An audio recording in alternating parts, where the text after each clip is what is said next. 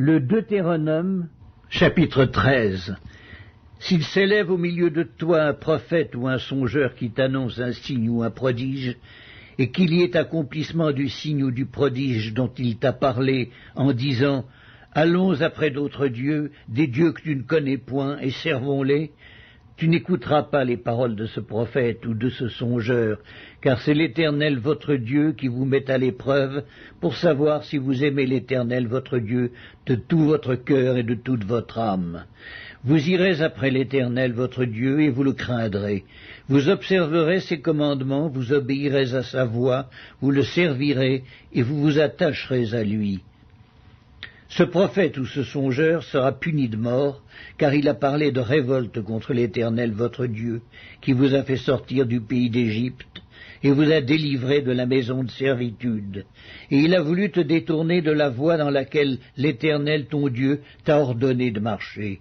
Tu ôteras ainsi le mal du milieu de toi.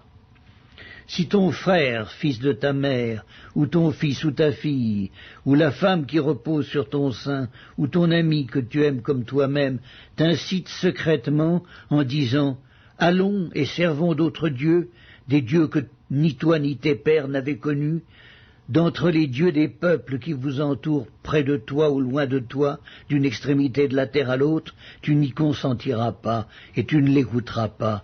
Tu ne jetteras pas sur lui un regard de pitié, tu ne l'épargneras pas, et tu ne le couvriras pas, mais tu le feras mourir.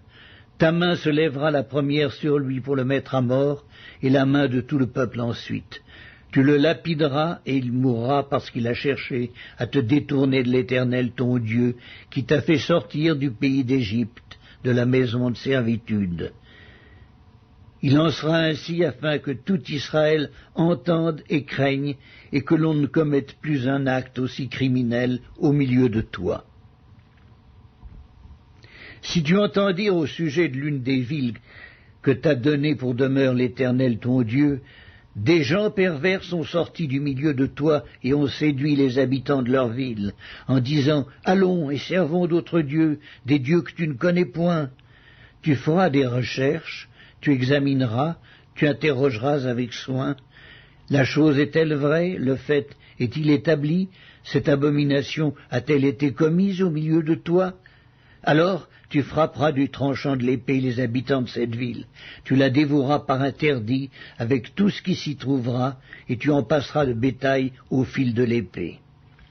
Tu amasseras tout le butin au milieu de la place, et tu brûleras entièrement au feu la ville avec tout son butin devant l'Éternel ton Dieu. Elle sera pour toujours un monceau de ruines, elle ne sera jamais rebâtie. Rien de ce qui sera dévoué par interdit ne s'attachera à ta main, afin que l'Éternel revienne de l'ardeur de sa colère, qu'il te fasse miséricorde et grâce, et qu'il te multiplie comme il l'a juré à tes pères. Si tu obéis à la voix de l'Éternel ton Dieu, en observant tous ces commandements que je te prescris aujourd'hui, et en faisant ce qui est droit aux yeux de l'Éternel ton Dieu. Le Deutéronome, chapitre 14. Vous êtes les enfants de l'Éternel votre Dieu.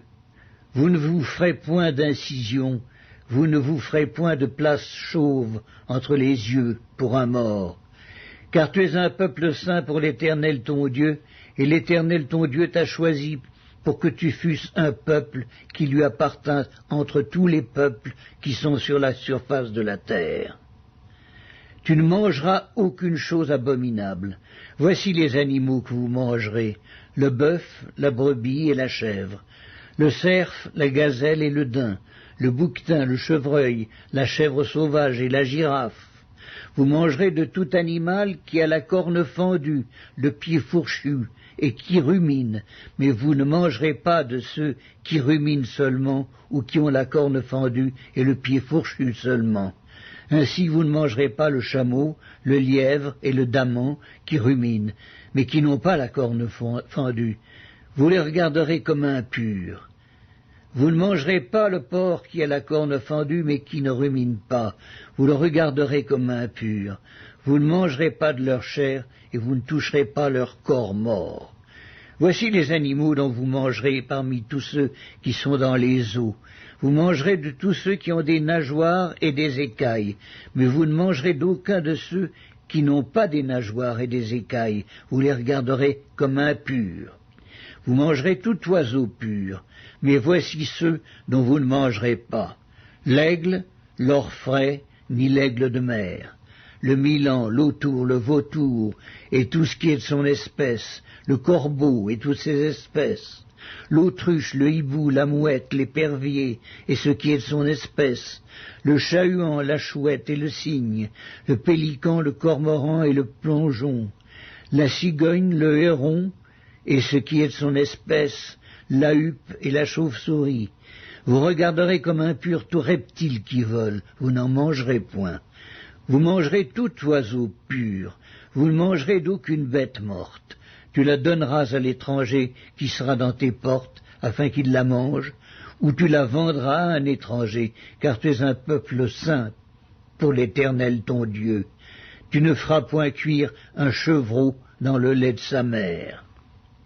Tu lèveras la dîme de tout ce que produira ta semence, de ce que te rapportera ton champ chaque année, et tu mangeras devant l'Éternel ton Dieu, dans le lieu qu'il choisira, pour y faire résider son nom, la dîme de ton blé, de ton mou et de ton huile, et les premiers-nés de ton gros et de ton menu bétail, afin que tu apprennes à craindre toujours l'Éternel ton Dieu.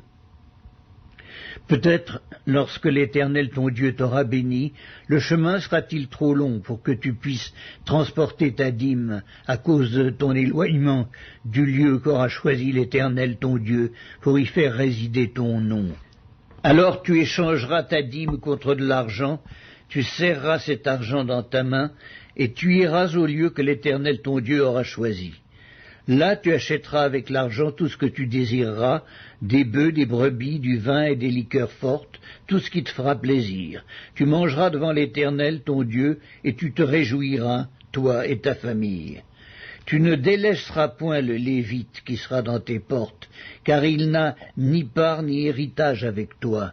Au bout de 3 ans, tu sortiras toute la dîme de tes produits pendant la 3e année, et tu la déposeras dans tes portes. Alors viendront le Lévite qui n'a ni part ni héritage avec toi, l'étranger, l'orphelin et la veuve, qui seront dans tes portes, et ils mangeront et se rassasieront, afin que l'Éternel ton Dieu te bénisse dans tous les travaux que tu entreprendras de tes mains. Le Deutéronome, chapitre 15. Tous les 7 ans tu feras relâche. Et voici comment s'observera le relâche. Quand on aura publié le relâche en l'honneur de l'Éternel, tout créancier qui aura fait un prêt à son prochain se relâchera de son droit, il ne pressera pas son prochain et son frère pour le paiement de sa dette. Tu pourras presser l'étranger, mais tu te relâcheras de ton droit pour ce qui t'appartiendra chez ton frère. Toutefois, il n'y aura point d'indigent chez toi, car l'Éternel te bénira dans le pays que l'Éternel ton Dieu te fera posséder en héritage, pourvu seulement que tu obéisses à la voix de l'Éternel ton Dieu, en mettant soigneusement en pratique tous ces commandements que je te prescris aujourd'hui. L'Éternel ton Dieu te bénira comme il te l'a dit, tu prêteras à beaucoup de nations, et tu n'emprunteras point. Tu domineras sur beaucoup de nations, et elles ne domineront point sur toi. S'il y a chez toi quelque indigent d'entre tes frères, dans l'une de tes portes, au pays que l'Éternel ton Dieu te donne, tu n'endurciras point ton cœur, et tu ne fermeras point ta main devant ton frère indigent. Mais tu lui ouvriras ta main, et tu lui prêteras de quoi pourvoir à ses besoins. Garde-toi d'être assez méchant pour dire en ton cœur, la 7e année, l'année du relâche, approche. Garde-toi d'avoir un œil sans pitié pour ton frère indigent et de lui faire un refus. Il crierait à l'Éternel contre toi, et tu te chargerais d'un péché. Donne-lui, et que ton cœur ne lui donne point à regret.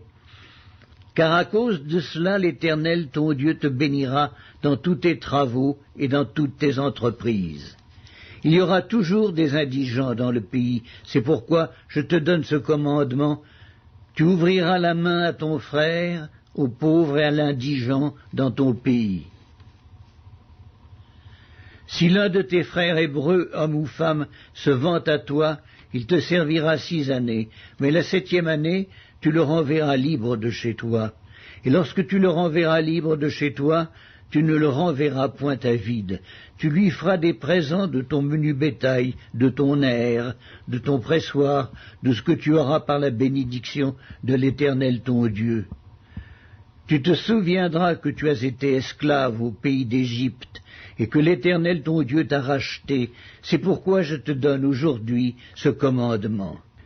Si ton esclave te dit « Je ne veux pas sortir de chez toi », parce qu'il t'aime, toi et ta maison, et qu'il se trouve bien chez toi, alors tu prendras un poinçon, et tu lui perceras l'oreille contre la porte, et il sera pour toujours ton esclave.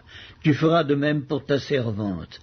Tu ne trouveras point dur de le renvoyer libre de chez toi, car il t'a servi 6 ans, ce qui vaut le double du salaire d'un mercenaire, et l'Éternel ton Dieu te bénira dans tout ce que tu feras. Tu consacreras à l'Éternel ton Dieu tout premier-né, mâle, qui naîtra dans ton gros et dans ton menu bétail. Tu ne travailleras point avec le premier-né de ton bœuf, tu ne tondras point le premier-né de tes brebis. Tu le mangeras chaque année, toi et ta famille, devant l'Éternel ton Dieu, dans le lieu qu'il choisira. S'il a quelque défaut, s'il est boiteux ou aveugle, ou s'il a quelque autre difformité, tu ne l'offriras point en sacrifice à l'Éternel, ton Dieu. Tu le mangeras dans tes portes. Celui qui sera impur et celui qui sera pur en mangeront l'un et l'autre, comme on mange de la gazelle et du cerf. Seulement, tu n'en mangeras pas le sang, tu le répandras sur la terre comme de l'eau.